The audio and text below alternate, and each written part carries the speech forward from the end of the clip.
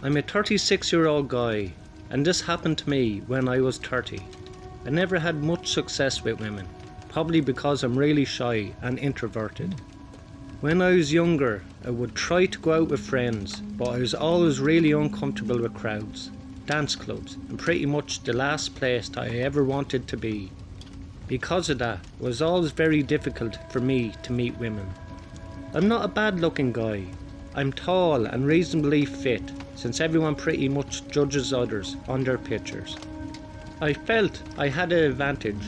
I much prefer to be judged on my looks rather than my awkward personality. I was using a dating app called OkCupid, and I was talking to a really beautiful woman named Shelley. She honestly looked like a fashion model or something. I could hardly believe she was interested in me. We talked every night for over 2 weeks before she finally asked me to meet in real life. I suggested that we meet for dinner at a restaurant, but she invited me over to her place. That alone should have been a big red flag, but I agreed anyway. When the time came, I took the bus to that address that Shelley had given me. And when I got there, it was an older house that desperately needed work, not exactly the kind of place I was expecting for that kind of woman.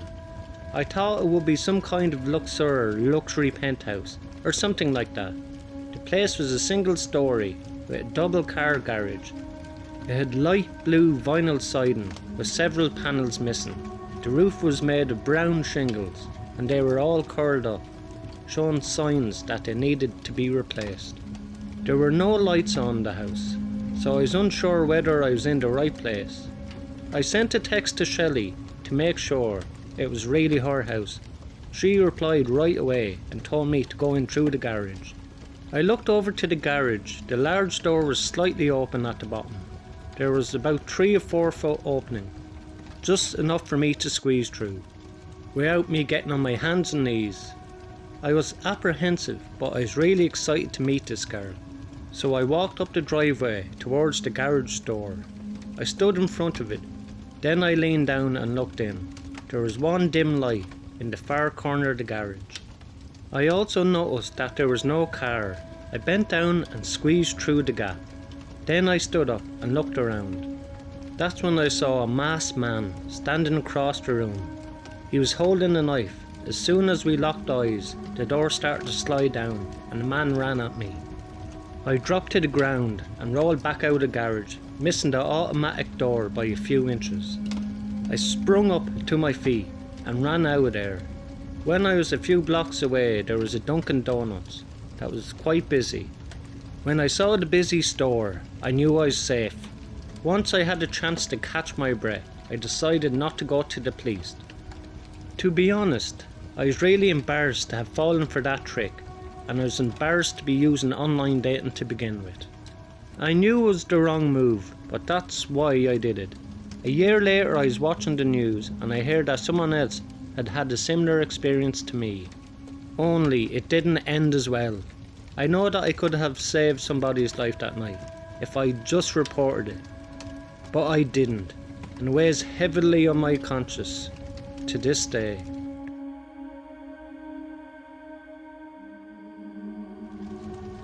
This happened to me last year when I was single. I'm a 27-year-old woman, but I was 26 at the time. I had just downloaded the dating app Tinder, but I was just trying it out. I didn't have any intention to actually meet somebody at the time. I would open it once a day and read a few profiles. By read, I mean look at pictures, because hardly anybody actually writes anything. I didn't actually match with anyone, because I didn't swipe right one single time. I was just there to look. There was one guy who seemed to pop up almost every time I signed in. His name was Joe, and he was a clean-cut guy, a little overweight and probably 6 feet tall. If I had to guess, I think Tinder had a paid feature where they would show up your profile repeatedly, so maybe that's what he had. It didn't matter to me though. I just kept swiping left to say not interested. One time I was out walking with my dog in a park nearby my apartment, and I saw a guy walking towards me on the gravel path. As he got closer, he nodded politely, and I did the same. Something about this guy seemed very familiar to me. It took me a few minutes of thinking, but eventually I realised that was Joe from Tinder. Not a big deal, I thought. We just do live in a big city, so the chances of running into him were small, but not unbelievable. Over the next few weeks, I had seemed to run into Joe a few times too many, and it became creepy. I began to suspect that I might have a stalker. One evening I was in my room getting ready for bed when I looked out my window and saw a pair of eyes looking back at me. Someone was looking in through my window. My apartment was on the second floor, so it would have taken some effort to climb up there. As soon as we made eye contact, he disappeared. I went over to the window and looked out. I saw a man running away. I could only see him from behind, but I'm pretty sure that it was Joe. I called the police straight away. They suggested that I stay with a friend for the night, which I did. The next day we went to the police station to file a report. I actually didn't have any way to contact Joe since we never met online or otherwise. What we ended up doing was actually pretty creative.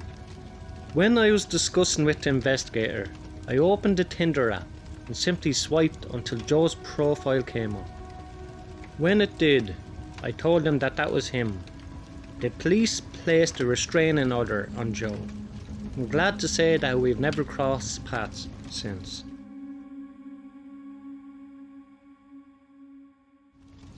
I've met many people on dating apps over the years, and there are other stories I could tell, but this one's about someone I didn't actually meet.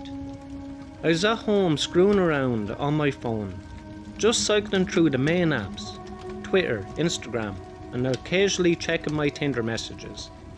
That's when I noticed a new message. It was from a girl named Cassandra.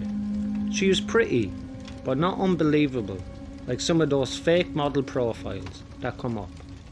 I'm pretty good at recognising crap like that.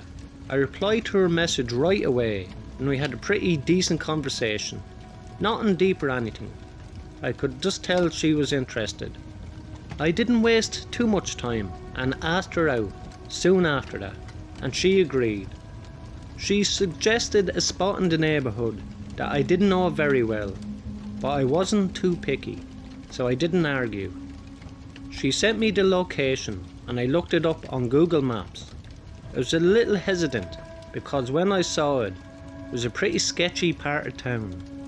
But I didn't want to seem like a wimp, so I didn't say anything. As the day of the date approached, I became more and more nervous. I had a nagging feeling that something wasn't right, but I couldn't quite put my finger on it. I tried to suggest an alternative location, but she was really insistent on this one. That made me even more suspicious. The spot wasn't the issue anymore. It was really that she was so persistent about it. Finally, I decided that I needed to see her in person. Before we met, I asked if she would be open to a video chat, and surprisingly, she agreed. I was really expecting her to refuse or ghost me altogether, but she didn't. When the video call connected, I could see her sitting in a dimly lit room, with her face partly obscured by shadows. Her hair was also covering part of her face. She looked up at me and smiled, but something about her was off. When we started talking, I began to notice more and more inconsistencies. She didn't remember anything we had talked about on Tinder. She didn't seem to know much about the city we were in, and worst of all, she didn't look anything like her pictures. In fact, I could barely recognise her at that point. My suspicions were confirmed. I thought it was a trap or some kind. I don't know what her intentions were, but I knew that I needed to get out of this situation as quickly as possible. I didn't call her out or anything. I just made an awkward excuse. She seemed disappointed, but didn't put up much of a fight. I hung up the call, then unmatched and blocked her on Tinder right away. I took a break from online dating for a few weeks after that. Cassandra must have been fake, but I'm still not sure who that woman was in the video call. Maybe it was a friend or whoever it was that I was talking to. Maybe she was just hired to do it. I'm almost certain I avoided a really bad night. Thanks a million to everyone again for commenting and subscribing to my videos. I really appreciate it. It helps out the channel big time. If you enjoy these 3 stories tonight, you will enjoy the next 3 stories in the box above. Thank you.